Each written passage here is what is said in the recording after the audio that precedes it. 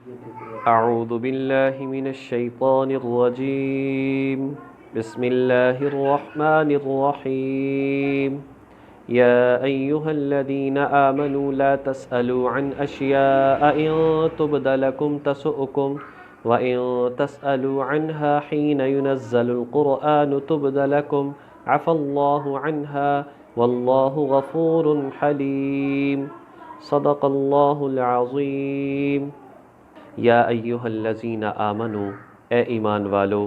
لا تسألوا عن اشیاء، تم سوال مت کرو ایسی چیزوں کے بارے میں، ان تبد لکم، کہ اگر وہ تم پر ظاہر کر دی جائیں، تمہیں ان کے بارے میں بتا دیا جائے، تسؤکم، تو وہ تمہیں ناپسند ہوں، تمہیں ناگوار گزرے، وَإِن تَسْأَلُوا عَنْهَا حِينَ، اور اگر تم سوال کرو ان چیزوں کے بارے میں اس وقت میں، ينزل القرآن، جبکہ قرآن نازل کیا جا رہا ہو، تبد لکم، تو وہ تم پر ظاہر کر دی جائیں، عفى اللہ عنہا، اللہ تبارک و تعالی نے پہلی باتوں کو معاف فرما دیا ہے، واللہ غفور حلیم، اللہ تعالی بڑا معاف فرمانے والا، بڑا ہی بردبار ہے۔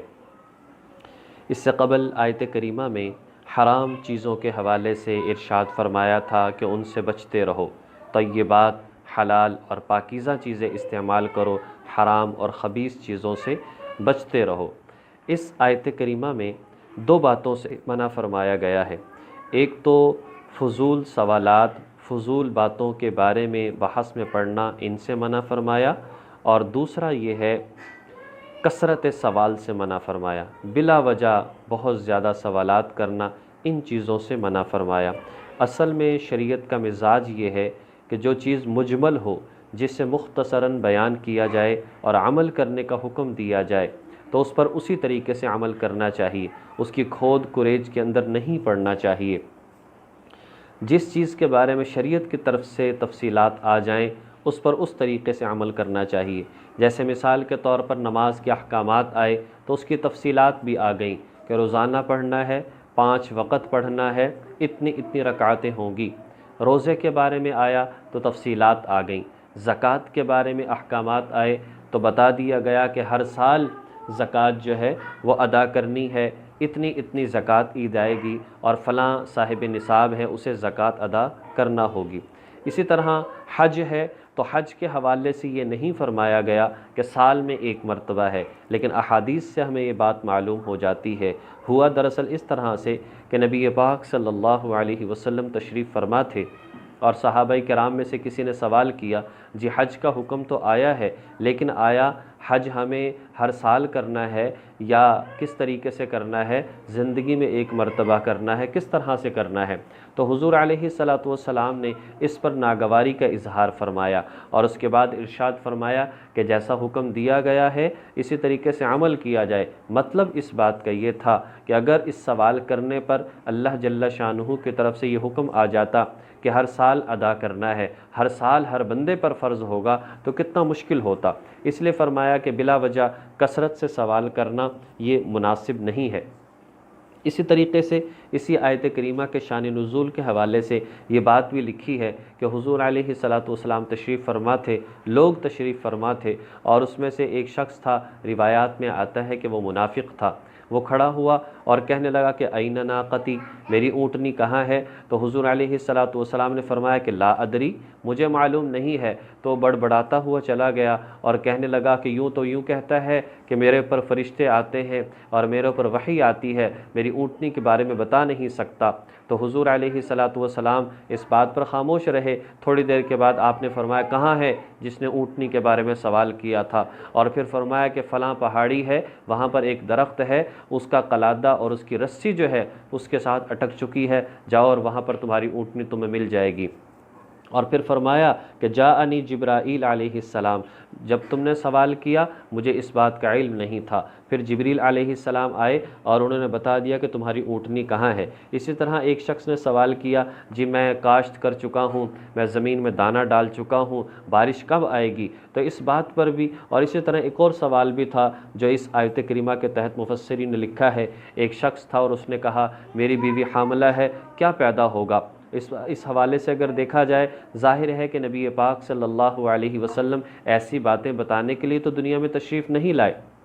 آپ تو شرعی باتیں بتانے کے لیے آئے، اور کوئی ایسی بات ہو اللہ جل شانہ بتا دیں تو اس وقت میں ٹھیک ہے، اس کا جواب ارشاد فرما دیا کرتے تھے، نہیں ہے تو اس پر خاموشی اختیار فرمایا کرتے تھے۔ قرآن کریم میں 25ویں پارے میں آتا ہے، ان اللہ عندہ علم الساعہ، قیامت کا علم صرف اللہ کے پاس ہے، وَيُنَزِّلُ الْغَيْثَ، بارش کہاں برسے گی، کس وقت برسے گی، وہ فائدہ مند ہوگی، وہ نقصان دہ ہوگی، یہ اللہ ہی جانتا ہے۔ اور اسی طریقے سے وَيَعْلَمُ مَا فِي الْأَرْحَامِ، عورتوں کے یا جو بھی مادہ ہے اس کے رحم میں کیا ہے، وہ مذکر ہے یا مؤنث ہے، وہ نیک بخت ہوگا یا بدبخت ہوگا، اس کے بارے میں اللہ ہی جانتا ہے۔ وَمَا تَدْرِي نَفْسٌ مَاذَا تَكْسِبُ غَدًا، کون شخص کل کو کیا کرنے والا ہے، اس کے ساتھ کیا ہونے والا ہے، یہ اللہ ہی جانتا ہے۔ وَمَا تَدْرِي نَفْسٌ بِأَيِّ أَرْضٍ تَمُوتُ، کس شخص کو کس جگہ پر موت آئے گی، یہ اللہ ہی جانتا ہے۔ یہ 5 باتیں ارشاد فرما کر فرمایا ان اللہ علیم خبیر، اس کا علم صرف اللہ رکھنے والا ہے،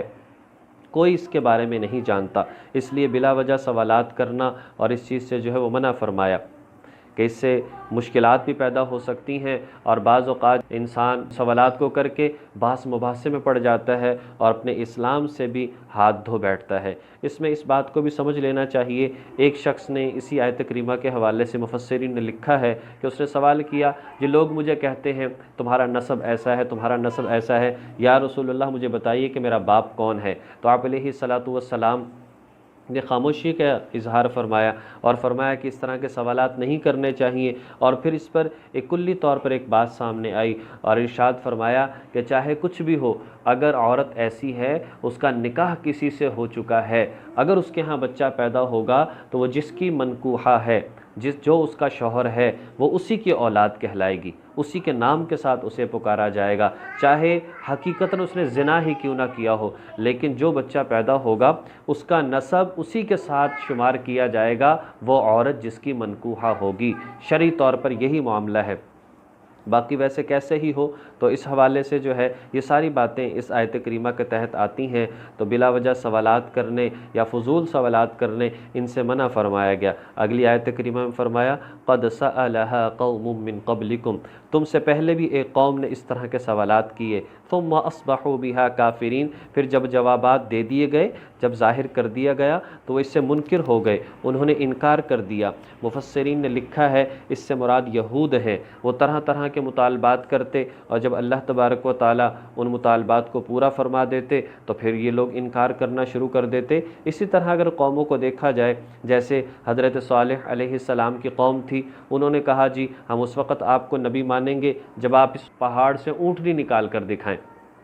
تو حضرت صالح علیہ السلام نے اللہ سے دعا کی، سارے لوگ آ گئے، بچے آ گئے، مرد آ گئے، عورتیں آ گئیں، بوڑھے آ گئے کہ دیکھتے ہیں کہ آج کیا ہوتا ہے، اور پھر ایسا ہی ہوا، اللہ تبارک و تعالیٰ نے وہ معجزہ دکھا دیا، لیکن وہ لوگ انکار کرنے لگے تو اللہ تبارک و تعالیٰ نے انکار کی وجہ سے قوم کو تباہ و برباد کر دیا۔ تو یہ بات یہاں پر ارشاد فرمائی، تم اگر اس طرح سے کرو گے ہو سکتا ہے تمہیں نقصان پہنچے۔ اگر تو ایسی باتوں کا سوال اس وقت کیا جا رہا ہو جس وقت قرآن اتر رہا تھا تو ممکن ہے وحی نازل ہو جائے، لیکن اب چونکہ ایسا سلسلہ نہیں ہے، اس لیے اب کے بارے میں یہی بات ہے، قرآن میں حدیث میں کوئی ایسی بات ہو، ہمیں عمل کرنے کا حکم دیا ہو، ہم عمل بھی کر سکتے ہوں، لیکن عقل میں نہ آ رہا ہو، سمجھ میں نہ آ رہا ہو، تو ایسا نہیں ہے کہ جب تک عقل میں یا سمجھ میں نہیں آئے گا یا میری ذہن کے مطابق نہیں ہوگا تو میں عمل نہیں کروں گا، بلکہ اس پر عمل کرنا چاہیے۔